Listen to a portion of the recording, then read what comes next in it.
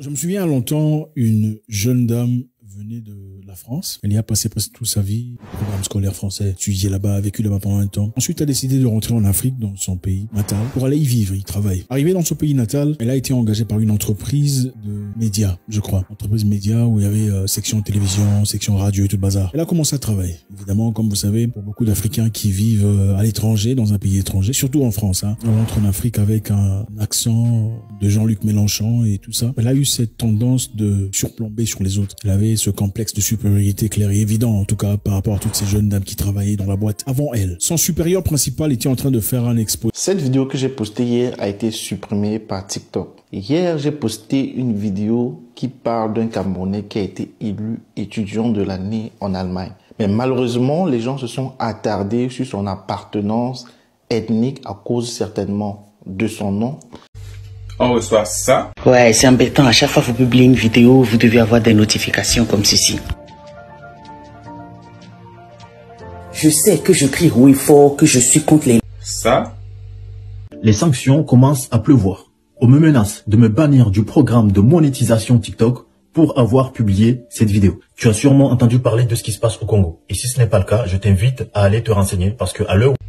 Et ça encore. Ouais, t'as bien lu, hein. T'as très bien lu.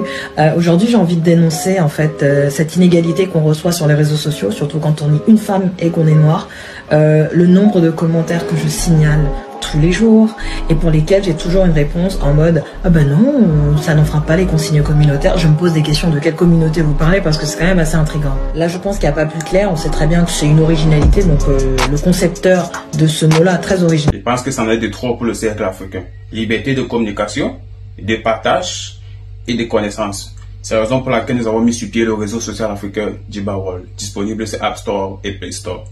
En public, quand elle a commis quelques erreurs d'écriture, cette fille ouvertement devant tout le monde, elle a voulu corriger. Ah non, excusez-la, je crois qu'il y a erreur là-bas. C'est T, c'est pas S. La dame a regardé, elle a dit pardon. Elle a dit T, pas S. Je crois qu'il y a erreur. Tout le monde regardait dans la salle où il y avait plus de 100 personnes. Quelques jours plus tard, pendant qu'elle essayait de faire des corrections de certaines histoires, une tâche qui ne lui était même pas attribuée, elle a essayé de corriger ici, corriger là-bas. Je pense que voilà, dans notre boîte, c'est comme ça qu'on travaille. Il y a un système voilà, qu'on peut poursuivre. Je pense pas que notre modus operandi c'est parfait. On peut travailler différemment. Les suggestions qu'elle avait étaient bonnes. Ok, c'était pas mauvais. C'était des choses qu'on pouvait carrément évaluer et probablement utiliser de manière productive. Mais malheureusement, ça lui a coûté son job. Quelques temps plus tard, son chef a dit merci, vous étiez en période de probation, je pense que on va s'arrêter là. Elle a perdu son boulot. Et ça, c'est une personne que je connais personnellement. Ne surplombez jamais le mec. Vous voulez devenir puissant dans la vie, les amis, je sais que c'est important. Vous voulez faire des impacts, vous voulez être présent, difficile à ignorer. Ne surplombez jamais le maître. Peu importe où vous allez quelque part, vous trouvez quelqu'un qui est supérieur à vous. Et vous avez les compétences claires. Vous en avez plus que la personne. N'essayez jamais de les déployer sur toutes ces valeurs. Ne le faites pas. Ce n'est pas intelligent. Généralement, les gens vous disent, ah non, elle est jalouse de moi, le supérieur est jaloux. Non, elle est peut-être jalouse de toi, mais toi, tu es bête. Si tu as compris qu'elle est jalouse de toi, pourquoi tu ne te mets pas en position de garder ton boulot? Tu es bête parce que tu as perdu un boulot. Tu es bête parce que tu as perdu une opportunité. Tu aurais pu rester calmement, travailler normalement, t'humilier, faire semblant et arriver à un niveau, peut-être, je sais pas, international et tout le bazar. Je connais une personne, par contre, qui savait comment manipuler les gens. Il était très intelligent, très doué, très malicieux surtout. Et venait à chaque fois qu'il avait des idées, des pensées, au lieu de dire non, faisons ça comme ça, il dirait chef, votre idée est bien, mais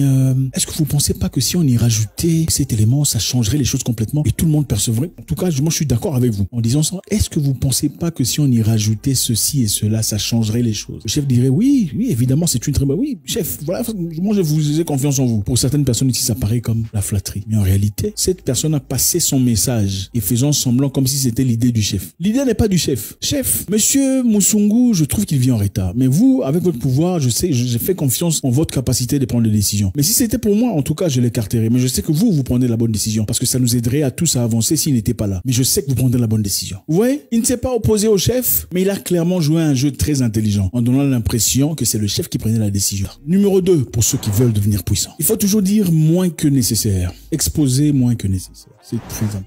Les gens parlent trop. Quand vous parlez à quelqu'un, après 10 minutes, on peut pas avoir l'impression de vous connaître déjà. Vous comprenez ça? Les gens parlent trop. Vous parlez à une personne à peine 10 minutes. Il sait déjà que vous avez déjà été en prison. Il sait déjà que votre mère souffre de diabète. Il sait déjà que votre relation passée a duré 3 mois parce que la fille met l'argent. Il sait déjà que votre tout ça là est votre oncle chef d'entreprise. Il sait déjà que tu as des entreprises de canne à sucre ou peu importe, tu as investi dans les bois. Il sait déjà que tu as un salon de coiffure. Pourquoi? Il faut avoir la capacité de garder des histoires pour ça. C'est ça les gens puissants. Dites toujours moins que nécessaire. Même quand vous dites une histoire très importante, quand vous en dites de trop, ça perd sa puissance. Quelqu'un d'intelligent disait, même le meilleur danseur du monde sait quand est-ce qu'il faut quitter la piste. Voilà. Pourquoi? Parce que même le danseur du monde, s'il danse de trop, on l'apprécie de moins en moins. Dites moins que nécessaire. Ne dites pas tous vos secrets, ok? Ne parlez pas nécessairement de toute votre entreprise, de tout ce qu'il y a comme argent à la fille que vous venez de rencontrer. Ne le faites pas. Numéro 3, laissez les autres faire votre travail à votre place et gagnez-en de la reconnaissance. Je sais que c'est quand même difficile, hein. Ceux qui sont chrétiens ici, les chrétiens hypocrites sont ici, se disent, ah, comment tu peux faire ça? Ce n'est pas juste. On reçoit ça. Ouais, c'est embêtant. À chaque fois que vous publiez une vidéo, vous devez avoir des notifications comme ceci. Je sais que je crie haut et fort, que je suis contre les... Ça. Les sanctions commencent à pleuvoir. On me menace de me bannir du programme de monétisation TikTok pour avoir publié cette vidéo. Tu as sûrement entendu parler de ce qui se passe au Congo. Et si ce n'est pas le cas, je t'invite à aller te renseigner parce que à l'heure... Et ça encore. Ouais, t'as bien lu, hein. T'as très bien lu. Aujourd'hui, j'ai envie de dénoncer en fait cette inégalité qu'on reçoit sur les réseaux sociaux, surtout quand on est une femme et qu'on est noir. Le nombre de commentaires que je signale tous les jours et pour lesquels j'ai toujours une réponse en mode ah ben non, ça n'en fera pas les consignes communautaires. Je me pose des questions de quelle communauté vous parlez parce que c'est quand même assez intriguant. Là, je pense qu'il n'y a pas plus clair. On sait très bien que c'est une originalité, donc le concepteur de ce mot-là très original. Je pense que ça en est de trop pour le cercle africain. Liberté de communication, de partage et de connaissances. C'est la raison pour laquelle nous avons mis sur pied le réseau social africain Djiba World, disponible sur App Store et Play Store. Juste et injuste. Dans le monde corporate, dans le monde de travail, dans le monde de corporation, c'est ce que les grands font. C'est-à-dire, il faut savoir déléguer certaines histoires à certaines personnes. Vous êtes peut-être directeur. Les directeurs le font très souvent. Ils ont une personne qui s'assure de faire le logistique, une personne qui s'assure de faire les finances, une personne qui s'assure de faire le HR, et finalement, il a recueilli la gloire, tout ça là, le praise, les ramifications. C'est lui qui gagne.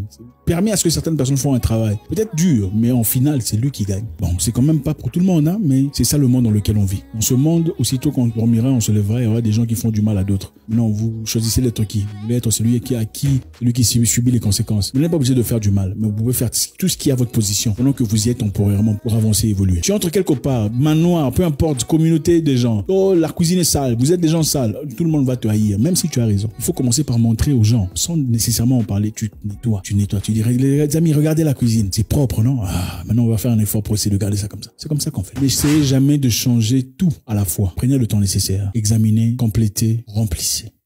God bless.